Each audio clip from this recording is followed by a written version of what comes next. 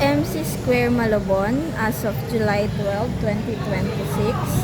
Ang sales po namin today ay 2,440.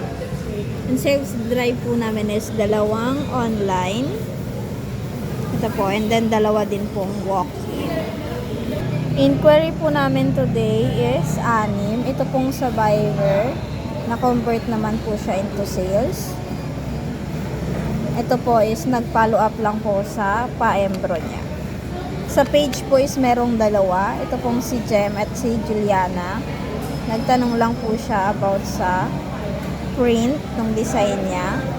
And then ito po is na-convert po into sales. Sa Messenger naman po is more on follow-up lang po about sa mga item na pinagawa nila. Ito po is mag-enquire po sana for vinyl, kaso hindi po kami makakapag-vinyl ngayon. Hindi po kasi kami marunong. Kami po is 17% pa lang po from our monthly target sales po. Pending na hindi po natapos today is wala naman po kasi more on ang due date naman po nila is sa 14 pa. So, yan po yung sa special order. Para naman po sa store production, meron po akong isa. Ang due date po nun is sa 15 pa. Bali, inintay ko na lang po yung item kasi yung item po is manggagaling sa Uyo and then store production po siya. Sa customer parcel per pick up po, meron pa po kaming 3. Ito pong kay Jean Paulo.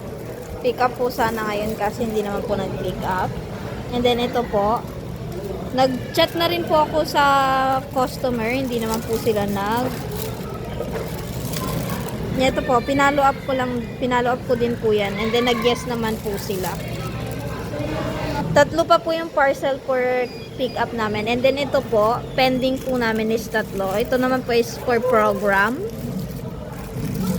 Ito po ay Embro. And then ito po is nag-iintay lang po ako ng print bukas. And then po ito, print lang din po ito. Sa BIF po, meron po kaming isa.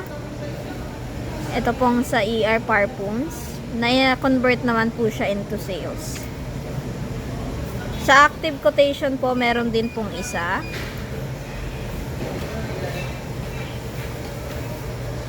Yan po.